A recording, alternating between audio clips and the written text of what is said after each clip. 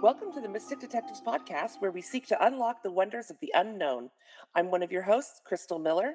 And I'm your other host, Andrea Marziano. What's new, Andrea?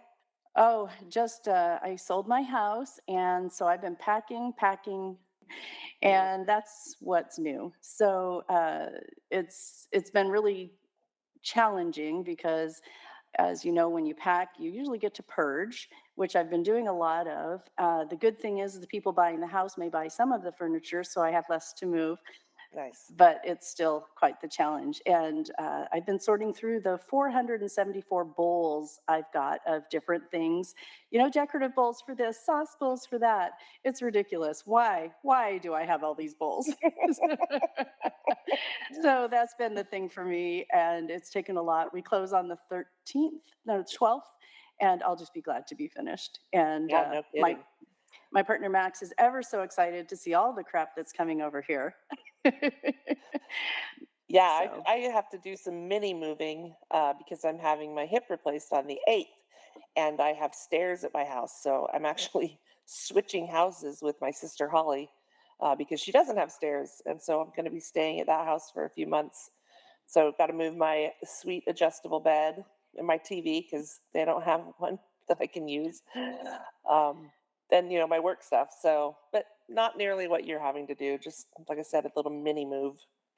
yeah, well, as you know, I feel your pain literally and figuratively Literally, on yeah. that. And I know you'll do great on your recovery, and I'm very excited for you to have a reduction Yeah, in fingers pain. So crossed. that's awesome. Sounds good. So we have a guest with us today, as usual. Would you like to introduce yourself? Hi, my name is Caroline Main. I'm a psychic intuitive medium, and I'm also an artist, a visual artist, and I channel spirit guides and create soul drawings. And I've also, done cards, not traditional tarot, but I pull oracle cards, and also do psychometry, where I feel the energies of spaces and empathically can feel people and that kind of thing. That sounds really cool. I can't wait to have a conversation with you. Yeah, it's I actually come from a family of psychics. My dad's a professional psychic medium. His channelings are fantastic. I kind of grew up like on Friday nights, like hearing him channel the Ascended Masters, and it's like a lesson, a spiritual lesson from the Ascended Masters. It was super neat growing up that way. That is super neat. Wow. Can't imagine. Hmm. I Yeah. know that would be a very different reality than many of us grow up in. That's really awesome. It's interesting because one of the things we ask people is, how did they get on this path? And it sounds like you got on this path from birth. So I'm excited to hear more about that. Yeah, definitely. My mom's religious, so she's Catholic. So I went to church and that kind of thing. So I understand both sides, like the spiritual side, the religious side. I can understand how it feels to be in different practices and that type of thing. So why don't you just give us a little overview? Let's just kind of go through those things that you said are your gifts one by one, and just let's talk about each of them on their own. Okay. Basically, let's start with my soul drawing. So I've always been a visual artist, and I've always done readings. Before I did soul drawings, I would mostly just kind of free flow channel, which I still can do, but I think that there's just something really cool about seeing something visual, especially as people who are not so sensitive and they're seeking out a psychic or seeking out somebody who's a little more sensitive for answers. They like to have that visual or something concrete. That's why a lot of people go to tarot readers and that kind of thing. They see the images on the cards, and it kind of solidifies the messages from spirit. So I was like, you know what? Why don't I try to draw like some of the symbols and images and different objects and animals that the guides are showing me? Although it's not like an actual like creation of what I'm seeing in my mind. What they're showing me is like a whole movie, like a whole thing going on when they show it to me. But I try to simplify it. I use colored pencils, and it becomes sort of like a map or a collage of images. And when I put them down, it's just really interesting how I've even questioned over the years myself, like, is this my imagination, or is this really somebody talking to me? I've just had stuff come out that there's no way I could have ever known. Like, and I just literally met that person. Yeah, It's I can something totally very relate to private. that. Yeah, Yeah, I was like, right. there's no way. I could Hmm. have just made this up. Yeah. So I'm just going with it, and I'm feeling like this is what I'm guided to do, is to help people, and that's what I just keep going forward with that. And I prefer like people be like, okay, they come get a reading and not be so dependent on it. For me, it's like it's just meant to kind of guide you, maybe give you some hints and that kind of thing if you're sort of confused or you're just not sure where to go or what path you're supposed to go on. But it's like using it not as a crutch to do something like that every day, but to just be like, okay, here's some information from my guides. Now I'm going to go kind of explore that and continue my path and see where that takes me, where these clues take me. It's just really interesting. Sometimes they're just not fully direct either. I can give you an example even from my own life. So my guides told me that in my own life that I was going to meet the love of my life. This was years and years before I met him, but they gave me 3 hints. They said that they talked about gardens, baseball, and dogs. Well, my husband does not like dogs. He's definitely a cat person, but dogs represent somebody who's loyal, right? Somebody who's like, the expression man's best friend, like somebody who's like a really good friend and that kind of thing. Baseball, he's a gamer, like baseball game. They call it the game, right? So it's like they use these sort of metaphors to describe things and how spirit, you know, shows the symbols of your life.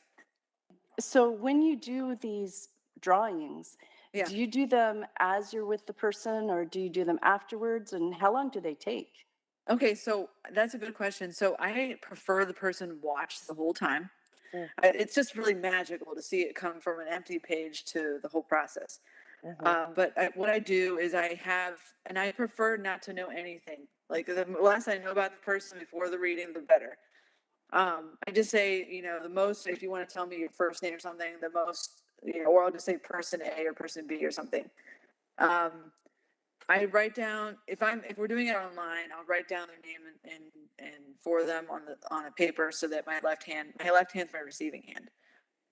And then if it's in person, they write their own name on the paper.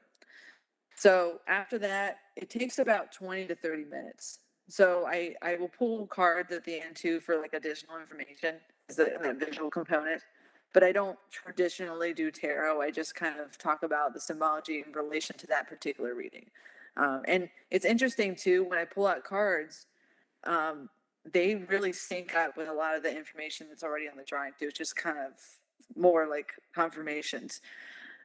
So when I draw, I'll show you an example here. So I've done prediction ones because I was just so curious. I was like, well, if I can do soul drawings people, why not try it on the whole earth? Let's see what happens.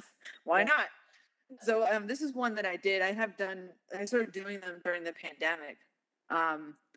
But this is one that I did, and I have this marked on my Instagram, like the date in last January, actually. So it was interesting because we had, they always talk about different things. Like this one, China came out, like China's fate, and then there was a balloon, and then maybe like 2 or 3 months later, they talked about that balloon that came over from the Chinese balloon. I was like, I don't know. I just thought they just showed me red balloon. I'm like, okay, because red is like China, the color connected with their flag, right? Mhm. So all these kinds of different things that come up in the drawings, I just kind of just wait and see if it happens. I mean, the future can always change, as I tell people, but we just kind of use it as a guidance, inspiration, and that type of thing on your spiritual path because it is complicated. We're dealing with money, we're dealing with stressful family situations, relationship situations, and sometimes we just don't know where to go. But we have to really just trust ourselves. Really, I think everyone here on Earth is learning about their own intuition and learning how to develop their own psychic abilities. Everyone can do it; they just have to like train it, kind of like you're training when you're running a marathon or that type of thing. Yeah, or hone it. Yeah. Yeah, I agree. Yeah, Or yeah, trust it. One of the things you said we've heard so many different times is, I didn't know if this was my imagination or if this was real. I would yeah. say that almost all of our guests have said something along that line. And I imagine our listeners feel the same way too, sometimes going, did I really see that? Did I really hear that? Oh my goodness, what was that smell? The smell doesn't make any sense for where I am. And so as we trust ourselves and trust the gifts that we've got, I feel like we can move forward with it. And one of the things somebody asked me one time in one of the Reiki classes I was teaching is, I felt this way for a long time, but I didn't know what to do with it. And when you talk about training or honing, I feel like that's the next step. And that's where things like mentors can come into play so much. Like you say, you have your father, it sounds like, Yeah. and most people will have some sort of mentor. So you have your father. Do you have other mentors in your life that you've learned these types of skills? And I know you're going to go into some more of them, but it just crossed my mind about mentors. Well, I think I got more mentorship on it as because I live in Virginia right now, but I lived in Utah for about 8 years. So when I moved to Utah, I started meeting some people at different like meditation workshops, things like that. And I started gaining some more information. Like it's just interesting that you get people that even lived in other countries and they sort of bring this information and culminates it together to create a different system. Um, so I learned like other kind of techniques, meditation techniques that were just, and it just seems like there's a lot of similarities with different meditation techniques and also kind of between doing a meditation and how you channel and how you contact your spirit guides and angels. It really is just a very quiet voice. I tell you, it's not loud. It's not this loud thing in your head, really necessarily. It's more that you have to kind of quiet that space so that they can talk to you. And sometimes, if you have clear audience or you hear sort of a whisper that's whispering, it sounds jumbled up. But over time, if you keep giving it attention, the words will become more clear. You know, you just have to show it that you just be like, okay, I actually am interested. I'm actually want to focus on this. Right. That's really interesting. And one other question I have about the pictures is when people see the pictures, do they usually identify an object or is it more of a suggestion of an object? So for example, if I were to write it, there'd be stick people. But do you actually write things that are things like a dog or a cat or just as a simplistic example? Yeah, there's some like if it's a crystal, like if it's a amethyst, there's several different kind of purple crystals. So I definitely would label, especially if the person doesn't, they're new to the whole thing and they don't know what amethyst is or something. I'll label that. And then when I write words on it, it's very specific what spirit said. Spirit said that's the word. I write it down. Hmm. I got Or you. that's the theme of that chapter in that person's life. That's the kind of a word that they need to know about, you know? So I was just going to say, going back to the, did I imagine this? I still struggle with that sometimes, um, but for a lot of the time when I used to do readings a lot back in my former life, and a lot of times I would, like you were saying, I would get details, um, and I would hesitate to say the details because I'd be like, what if I'm wrong? And they're like, you're a hack, right? But what I found is that almost entirely when I say something very detailed, like a specific name or a feature or something like that, it's relevant, and it's, even though it means nothing to me, it means a lot to whoever's receiving that information. And so I like that you said, you just write down, if you get a word from spirit, you write it down, whether it makes sense to you or not. I really appreciate that and can relate to that as well. Yeah, because even there's been situations where even last year, like if it was some random thing, like for example, I was giving a reading to this lady at a psychic fair, and I did feel a mother in the background, but I was like, another guy was talking, so I was like listening to them, and I didn't say anything, and I was like, well, maybe it's just someone else's mom or something, but it turned out her mom had just passed away. Hmm. So I was just like, man, I should have said something. I Right? should have told Yeah. her her mom was there. Yeah, and it makes such a difference. And I know for me, Yeah. when I feel things like that for people, and I have learned to just say it, and they can take what they will from it. And what I've noticed, for me at least, and tell me if you experience this, is when it's the most impactful message for them, I almost never remember it. It's because it wasn't for me, Hmm. it Yeah. was for them. Yeah, exactly. Look, it's sort of our brain goes in sort of a trance. It changes our brain waves, and that's why we just don't remember it. Just our mind, we kind of stepped away a little bit, Mhm. you know? And Hmm. sometimes I'm sad about that because Yeah. it's like, oh, that seems so important. And what was it? I don't know. But then I know it was a gift to both of us, a gift for me to be able to just let it go and not even consider it again, and for them to receive something really important. So that's how I look at it when I feel sad that I don't remember something. Yeah. So, did you both have, when you were kids, did you have these kinds of things like you're in school and you start hearing a spirit talking to you or something, or you start feeling something and you're like, I don't know what to do with it, and you're a kid? It's just, or they'll think you're weird. They'll be like, oh, she's a weirdo. She's listening to I voices. was definitely a weirdo. Yeah, I was also a weirdo. However, I didn't pay a lot of attention to it until I was a teenager. And my sister, we're twins, she had a lot more things going on. However, all of her things were dark. So she would see people dying and that would happen. And so I never wanted to get involved with that because that was scary. Um, and so I never really leaned into it until she stopped because she was afraid. And I realized that the messages I get were not of darkness, they were of light. And so then I could lean into it and feel comfortable. And she didn't open herself up to her gifts again, frankly, I don't think until her son passed away when he was 26. And then she wanted to connect with him. So she opened the channel, if you will, again. And what about you, Crystal? So being raised in Mormonism, any experiences that I had like that, I was just taught that it was the Holy Ghost. And so I never thought to differentiate, who or what it might be. But I certainly can say that I had plenty of experiences where I felt what Mormons like to call a prompting. Of course, now I call it a message. But yeah, so um, it was really interesting actually for me to transition from this religiosity to more of a cosmic, mystical, as per our podcast thing, attributing it to who I believe it should be attributed to, and not just some very generic Holy Ghost. Being, I told you that my mom was Catholic, so she, they talked about the Holy Spirit too. Hmm. But I've had weird experiences before where I felt sort of this, I don't know if it was just like this oversoul or something like that, but it was this kind of beautiful, very, very beautiful, loving energy. I just started crying. It's just beautiful. I don't know how else to Hmm. explain it, but I felt sort of these kind of things come over me before.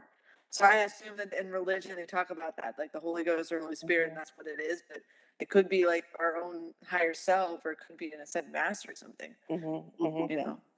Yeah. And I feel like it doesn't matter what it Yeah. was Yeah.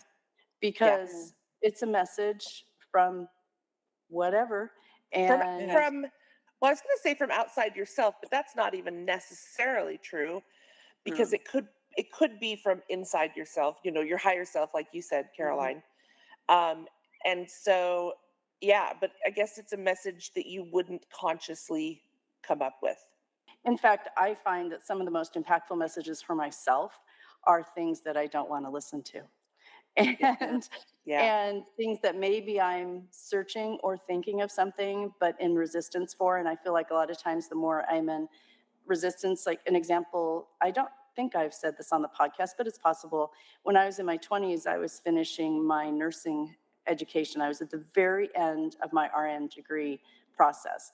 And I had to go from one point in Utah to a point that was about 45 minutes away in the best of circumstances. And there was this huge snowstorm. And I didn't want to go. I so didn't want to go. It was the last week or so, and I just didn't want to go. And it was cold and yucky. So I woke up that morning just not wanting to go. And I Yeah. kept feeling like I shouldn't go. But I kept telling myself, no, it's just because it's the end and it's cold. And I had to turn on my car to heat it up, and it was covered in snow and blah, blah, blah. And I got to the point that I had to get on the freeway or not. And I just couldn't do it. It's like I almost felt like I ran into a wall. There was no impact, but it was like, don't. So I turned around, and it was very early in the morning, so I couldn't call the school or anything to say I was going to run. I was running late because I had planned ahead. I knew a storm was coming, so I was very early. And my kids were at their grandma's house, so I just had to get myself there. And I turned around and I thought, well, I'll get in bed and I'll set my alarm. And this is sounding familiar to me now that I'm saying it isn't to you, Crystal, because I was like, it was back in the day when we had clock radios. And so the alarm turned on to the clock radio, which was a news show. And it said there had been a 45 car pileup at the on ramp I was going to take. Wow. Wow. And so I knew that nobody died, but it could have been me.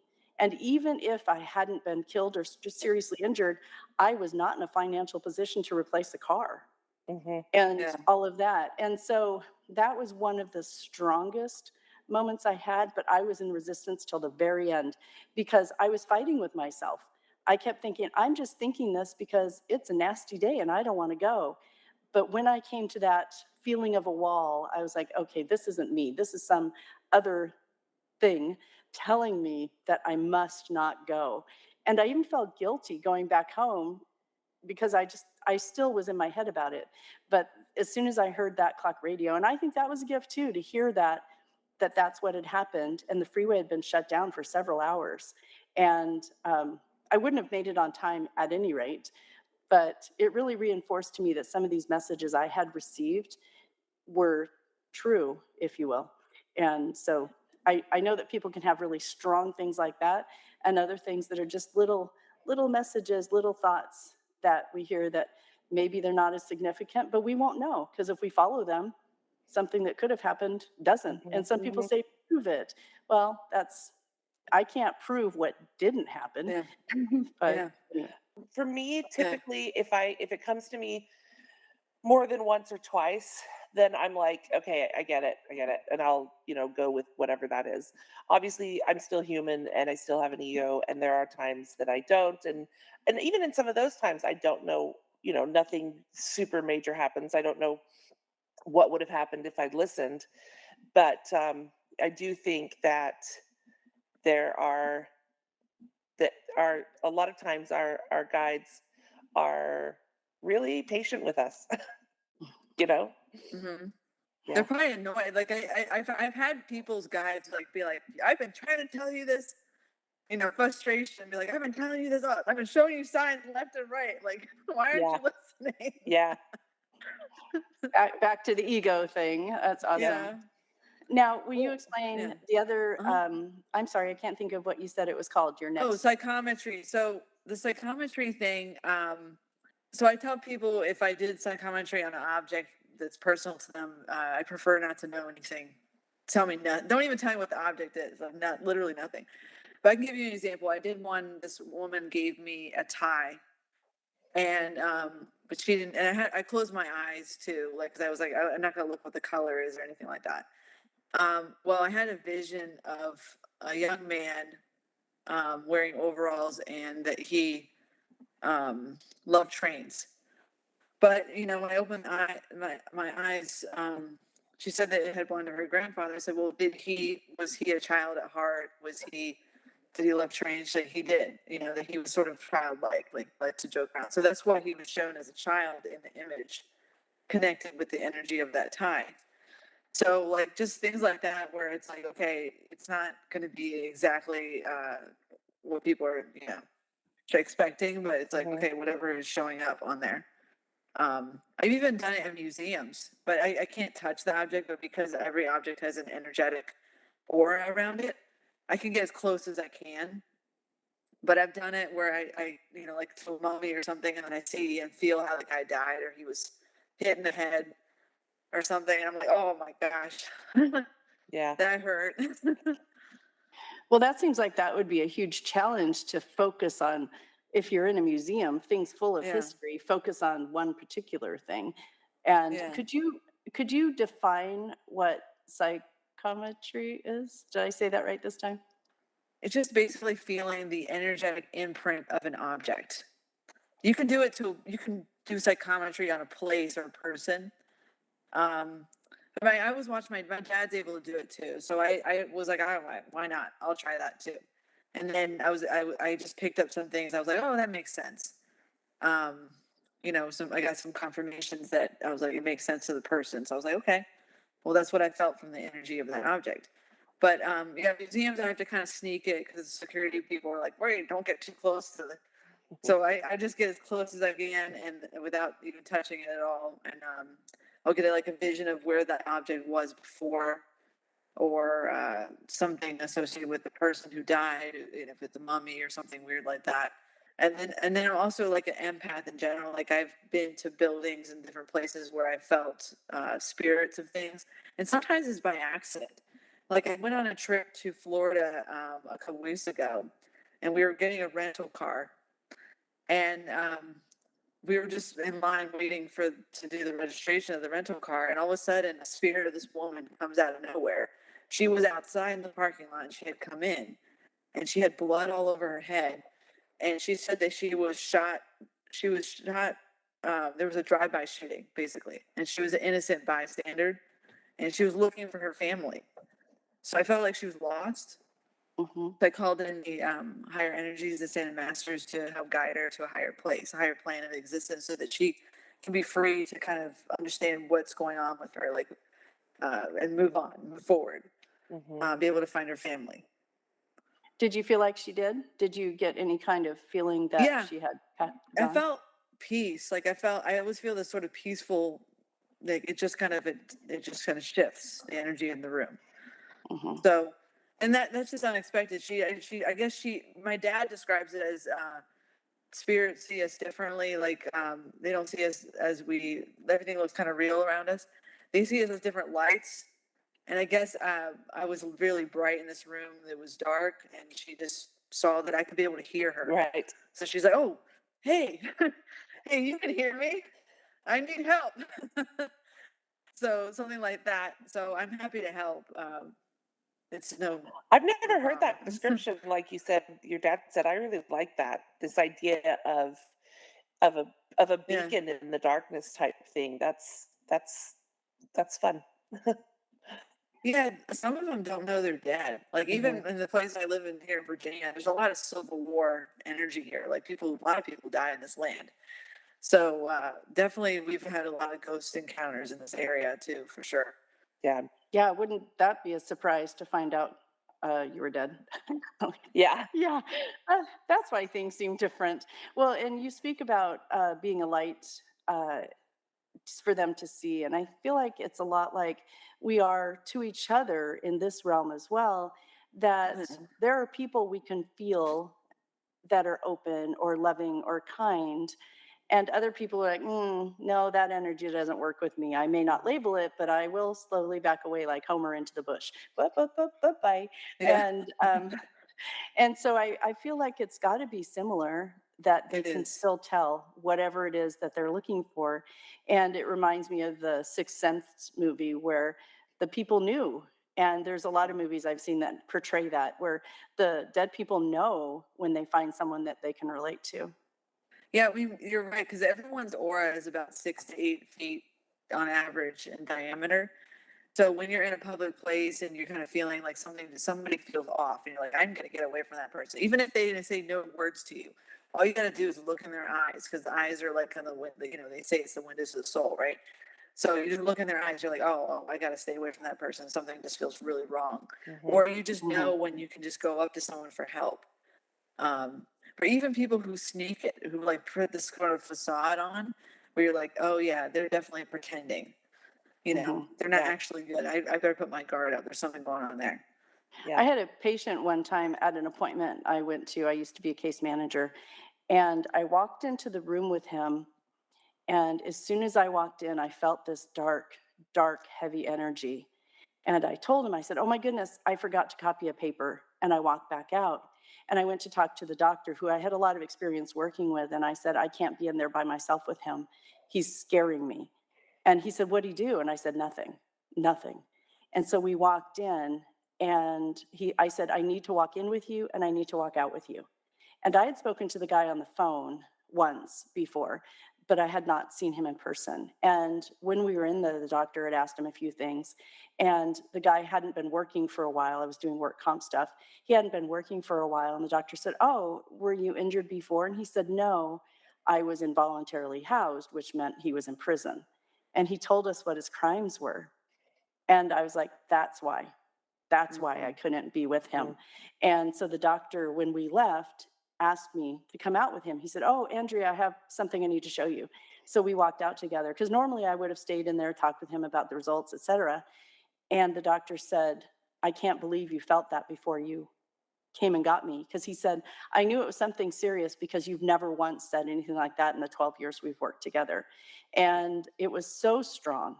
I couldn't even express it any more clearly. In fact, I didn't even want to go back in the room at all, but I knew I wasn't going to do it by myself.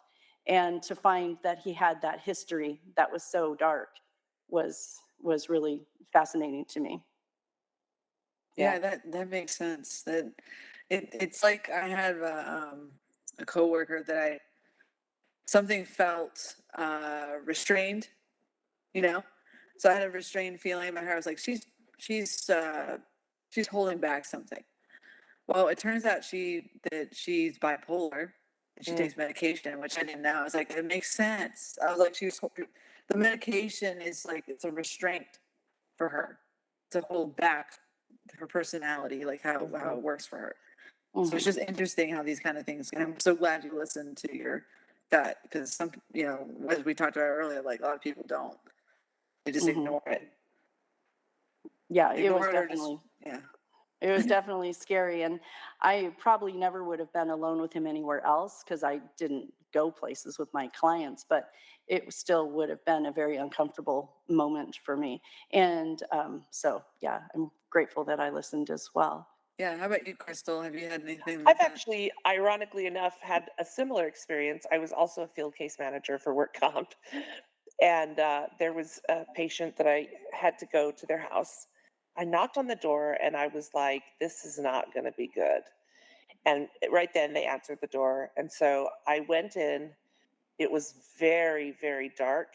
It was just very unwelcoming. It was dirty.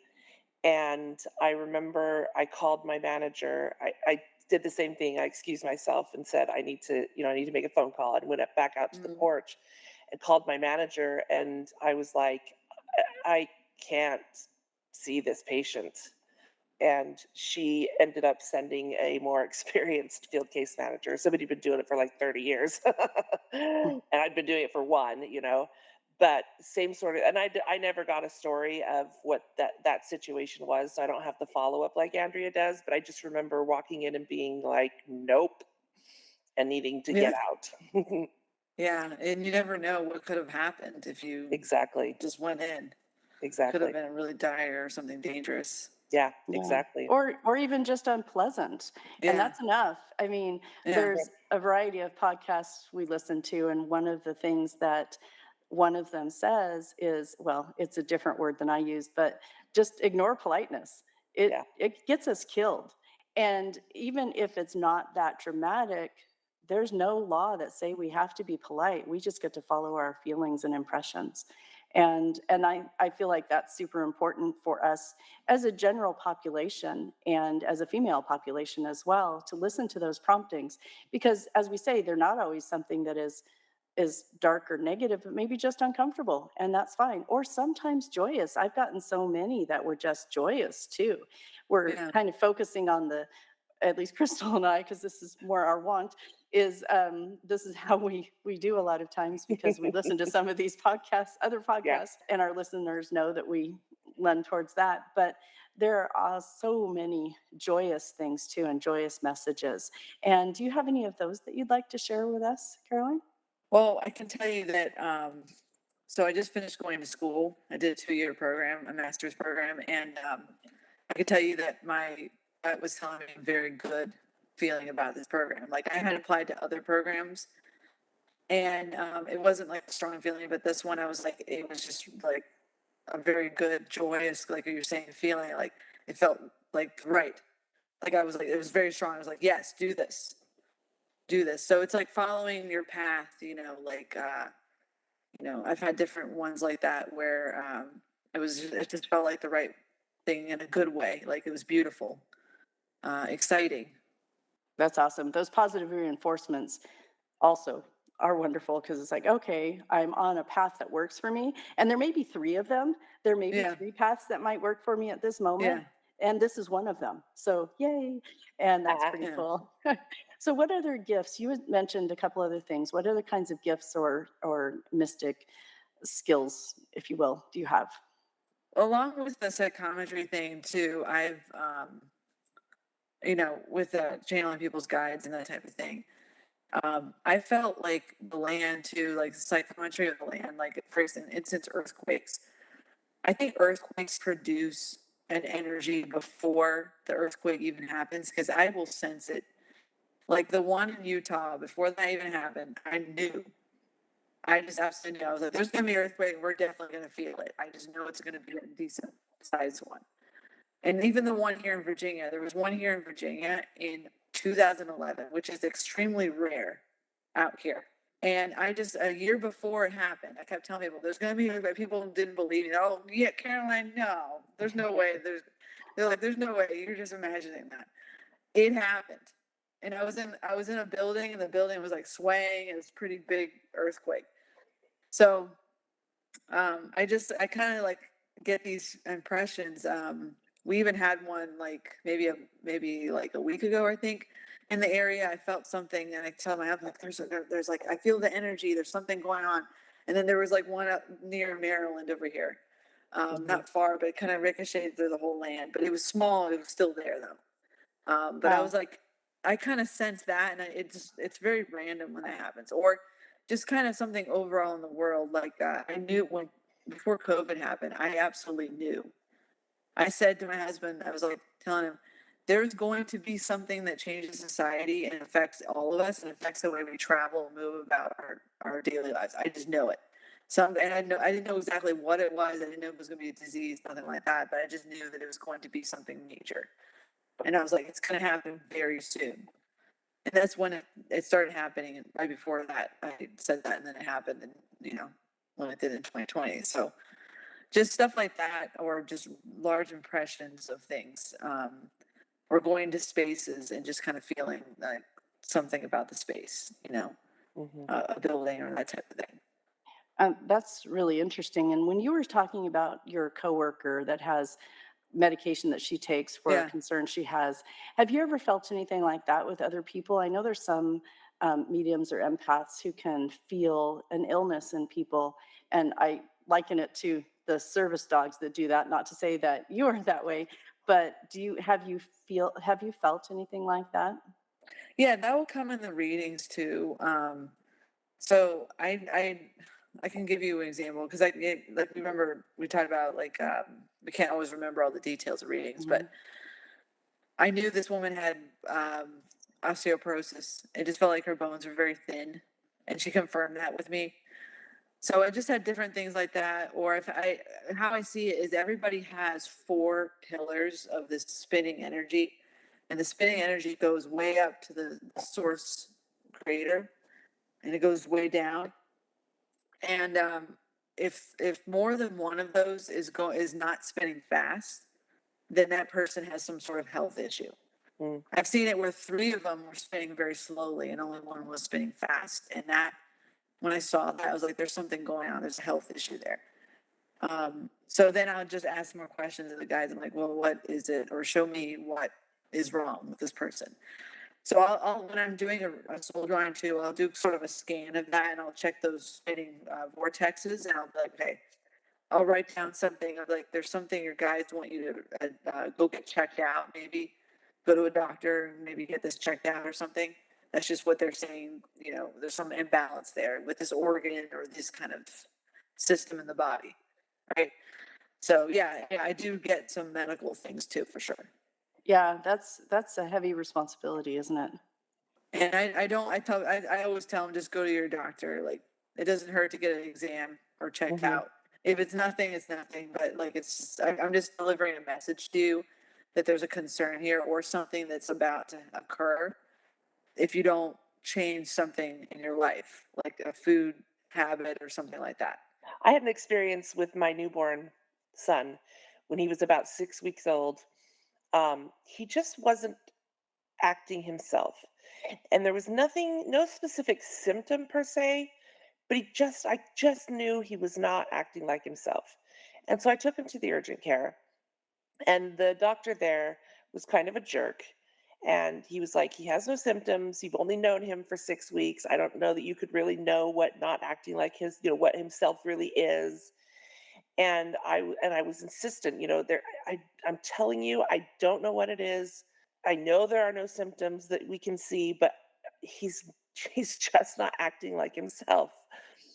And finally, honestly, to get rid of me, he said, "Fine, you can go to the emergency department at at Utah Valley Regional." So he sent me over there, and they also were kind of mean to me, and because I mean, I think they thought I was like having Munchausen by proxy or something, Yeah.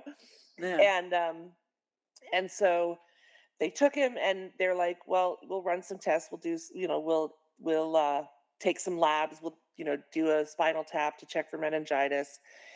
And long story short, in reality, he had pneumonia, whooping cough, and RSV all at the same time. And he was in the Wow. hospital for, 2 weeks. Um, and it was like, it's that sort of thing that, I mean, I think, Andrew, you'd probably agree with me.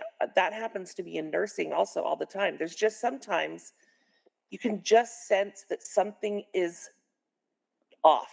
It's just not Yeah. aligned, it's just Mhm. Yeah. not quite right.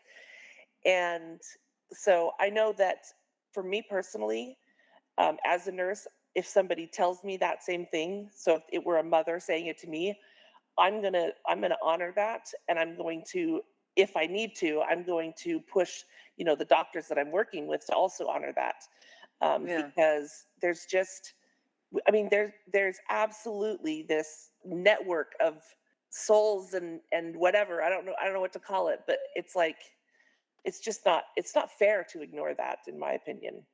Yeah, and as a mother too, like you have this sort of connection that's like they call it women's intuition that they say that Hmm. um and I've had weird stuff like that with family members too.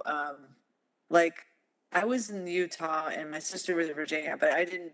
It's 2 hours ahead. It's a different time zone. I didn't even know what she was doing. And then one day I was in my house and I started feeling like my heart started racing. And I started thinking about her and I was like, there's something wrong. Her heart is racing. I started hyperventilating. So I was basically empathically feeling her. She was on a treadmill and she was Oh, huffing and puffing on the treadmill.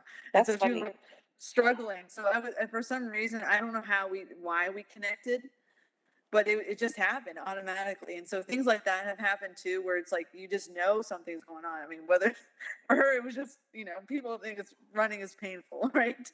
Hmm. Um, on the treadmill, but it's just like you have this connection with your family and especially mothers and children too. Like it's mothers know.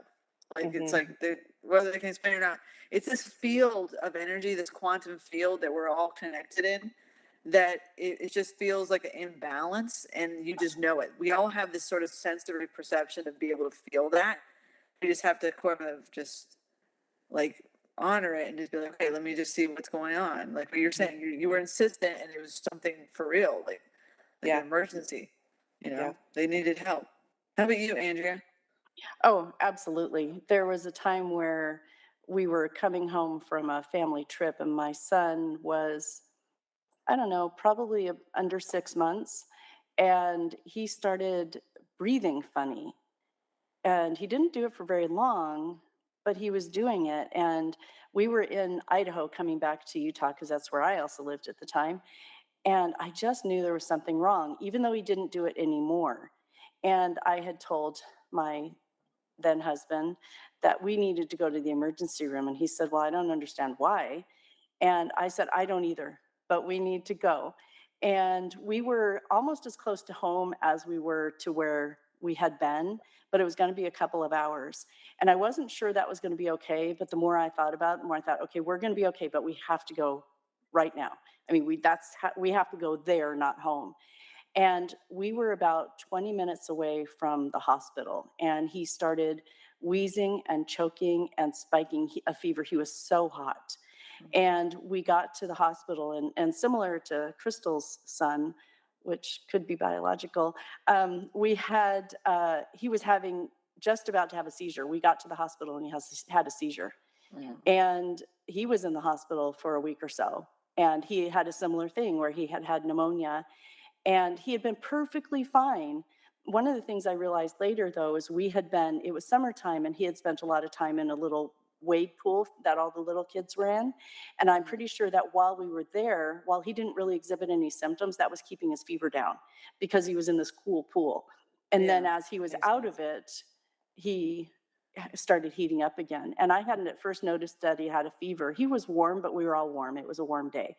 And we didn't run the air conditioner much in the car.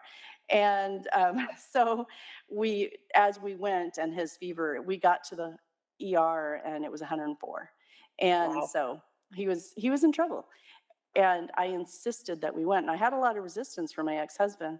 And I just stood my ground and said, no, we're going to go. And if you want to get out of the car, you're welcome to.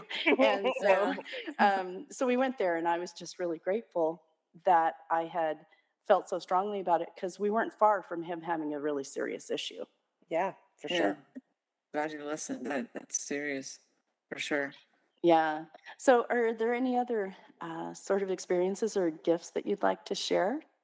I mean, think there's just so many different things. I mean, like I've had different encounters with ghosts and things like that. I lived in this house like when my husband and I were dating. We lived in this basement of this house, and it was definitely on land that was Civil War. Um, and there were definitely apparitions. So literally so basically what it is a ghost takes ectoplasm, so energy from the living, and they create a temporary body just for a split second. It's very little time. But it looks like a person as solid as you would see a person in front of you, and things like that. We had a basket that kept falling down, and there was no windows or no airflow or anything that could push the basket, but it was fell down. It was arranged in a certain weird way. The objects in the basket, which were just soaps and different things like that, toothpaste and stuff like that, but it was arranged in a weird way on the floor. And my husband, we were dating at the time, and he was like, "Well, what do I do? How do I get this spirit to stop doing this?" And I was like, "Just Mhm. talk to him. He doesn't have a physical body, but he is still there. Like he's still like a consciousness of the sorts. Mhm. He's there. Um, just say, hey, this is my space. Can you please leave?" And talk out loud Mhm. to him. He did, and it stopped. Hmm. So it happened at least 20 times, maybe, but enough times where it was like, a noticeable pattern. Mhm. So just stuff like that, or just I had a house that I grew up in where there was a spirit of this young lady, a teenager, and I had this plastic tiara, like one of those ones you wear for Halloween, Mhm. Hmm. sitting on a table. There's no airflow, nothing like that, nothing. It was like in the middle of the table, and then it was like someone took their hand like this and knocked it like mad, and it flew across the room. I pick it up and I take it back to the table, and it happened again. And my sister was right there with me, so she saw the whole thing too. And I started talking to the spirit. I'm like, well, why are you mad? Why are you upset? And I think she died. She definitely died as a teenager, but I think what happened was she didn't get to go to prom, and she wanted to be the prom queen. She was like the popular one in school. So she was upset because the crown looked like something a prom queen would wear. She's like, I want that crown. Mhm. That's So, hilarious. yeah, If I can't wear it, you can't either. yeah, I want it. Oh, that makes me laugh. And, it's Yeah, funny because I feel like our personalities don't change yeah, necessarily when we cross over. And so it's just sort of that's how, if someone has been a playful, joyful sort of person in their life on this plane, then that's often what they are. And it's interesting to see those interactions. yeah. And then also people like, my dad describes this too when he talks about his encounters with channeling and things. He said that if, like, for instance, a famous actor or actress, they can change the way they look if they wanted to on the outside, but you wouldn't recognize them. Like if they were old, if they died like old, and you remember their pictures of them being like the super old actor or something, they're going to show themselves that way, or they're going to show themselves when they're young, maybe in old black and white movies, and that's how they're known as famous, Maybe if Judy Garland came in, she would show it herself, with Dorothy from The Wizard of Oz or something. Everyone knows her in those kind of roles, right? Those types of things. So yeah, you can definitely, change it up or keep it the same depending on people recognizing you or not Hmm. on the other side. But it's just so interesting because there's just so many levels to it. And I think that especially your relatives and loved ones, I think that you can call on them and they're just always there. Like, and sometimes I don't even think about my relatives, and all of a sudden my grandma comes into my head or something. I'm like, oh, Hmm. hey, grandma, you've Hmm. been coming to visit. So, or stuff like that. So it's like like where you were talking about too, Crystal, the prompts that you were talking about that they talk about in the church, like they'll just trusting that you did not conjure that thought of that person, they just came in your head. You know, Hmm. same thing with people, living people. Your thoughts are things, and they go where you send them. So you'll be not thinking about somebody, and they pop in your head. You're like, oh, I'm going to call them. And it's like, wait, they say to you, I was just thinking about you. I was just going to call you, actually. Hmm. So there's those types of things kind of show how we're all connected in this quantum field, this energy that connects us all. Yeah, my dad actually had an experience like that, and I know I can share it because he published it in a book. Uh-huh. He was a Mormon bishop, and he had a single lady in his ward. She'd never been married. She'd never had children, and hopefully I'm telling this right, but the spirit of it will be right. Yeah. And anyway, one day he was at home eating dinner, and it was, he had no obligation to her at the moment, at the time. And he just had this feeling like he needed to go over and see her. And so he decided to go over and see her and went to her house. And I think he took my mom with him also. I can't remember, but knocked on her door. And she didn't answer, and he knocked on her door and she didn't answer, and he had this feeling again like, I'm going to keep knocking.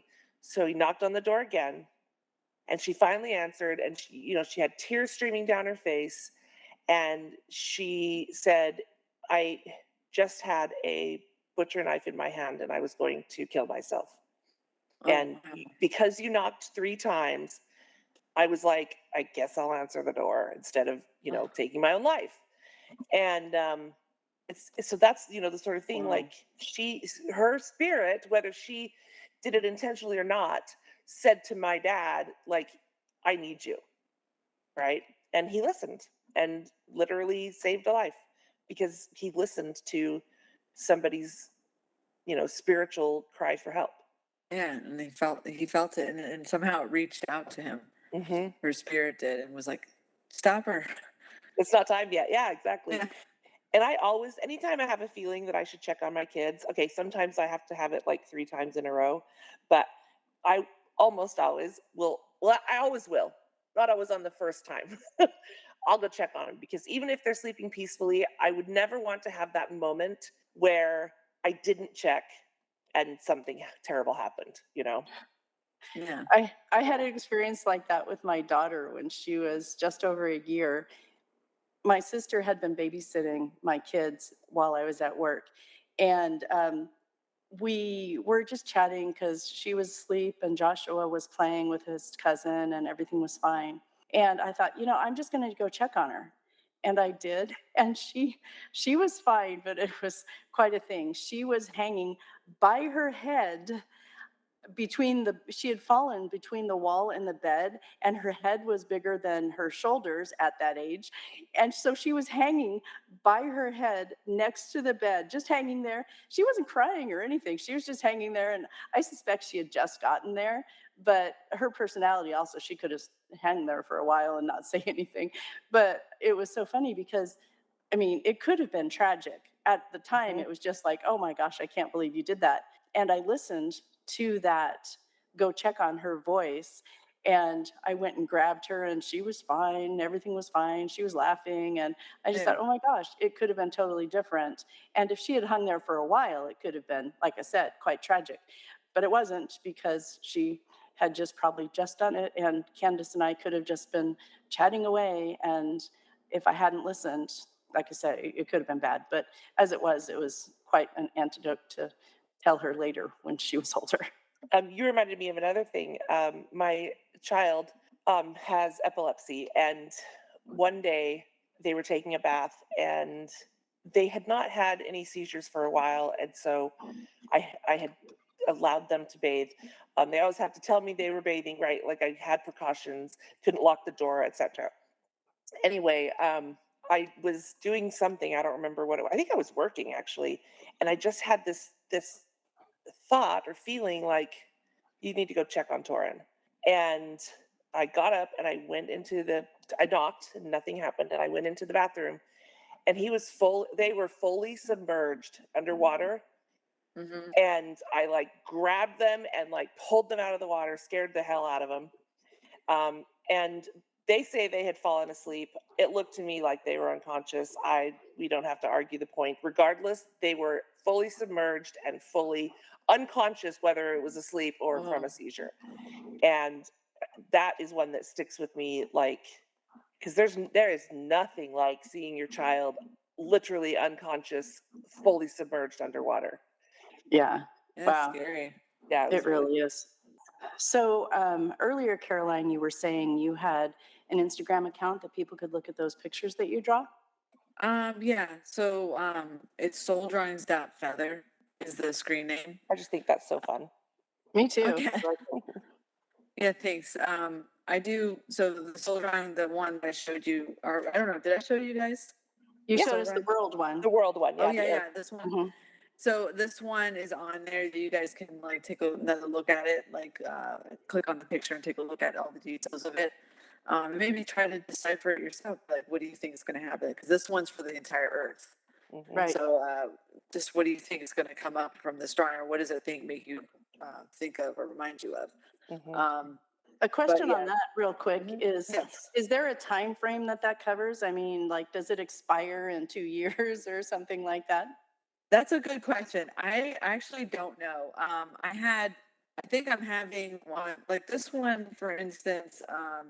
No, this was from last January, actually, this drawing. But the one I have on Instagram, so I did that one in November, and it recently we were on the news. I think somebody forwarded me something, and it said something about the Jewish tunnels. And it was interesting that there was a bread. I don't know what the Jewish bread is, but it looks like it has different mounds in it. That showed up in the drawing. So I Mm. thought that was very interesting. I was like, I wonder if they're referring to the Jewish tunnels, like something truthful coming out about, you know, the ones in New York digging underground and that type of thing. So Yeah. just weird stuff like that comes up. And it just kind of clues, and like I said, the future can always change. Right. But I just put them out, and I want to start putting out more. I just put them out because to give people a heads up, and to if they feel like they need to prepare, or kind of just spiritual guidance in general. Like, for example, this one talks about turning off the TV, right, and not watching so much TV because there's just a lot of propaganda and things like that. So it's just talking about like there's just these kind of patterns that it's like turning off the TV and getting it quiet. And then this one also says mass sightings. So mass sightings, like things in the sky that you see, debris and different things in the sky. Mhm. So several of them have talked about different things like that, or for instance, a brain mapping technology. I don't know, like maybe there's going to be something new with the brain mapping technology coming up. So there's just like different information that's just interesting. That I'm like, okay, well, why not? That's fascinating. Do you have a site, a website or something that people can reach out to get a reading from you? I am currently starting to build a website for it. I do have a Facebook page, and I can send you the link. I don't know if you would just prefer I send it to you and you guys can post it, or I can Well, pull it up. could they reach you on your Instagram account that you Yeah, just gave me the yeah, name they for? could. Souldrawings.feather. Awesome. And So I know yes, our listeners have so many diverse interests, and it'd be an opportunity for them to reach out if they'd like to. thank you so much. You bet. Thank you. Is there anything else that you'd like to share with us or talk about before we wrap up? I just want to tell everybody to just, there's a lot of changes about to happen on Earth. It just really just try to stay calm and try not to get too wrapped up in what the media is saying. Like, try not to trust your intuition. If you feel that you need to prepare anything, prepare it, whatever. But like, there's a shift happening, and to not be afraid at all, and just trust that the best outcome will happen at the end. But it's going to be a little bit of a rocky ride. Yeah, Mhm. thank you. Thank you. Yeah. Appreciate the time with you and the various things we were able to share. We'd love to hear from our listeners. Please contact us at mysticdetectives.com to leave a comment, share a story, or ask a question. As always, we invite you to subscribe, share, and leave reviews to support the podcast. Thank you for listening. We'll see you next week. Stay curious. And keep exploring.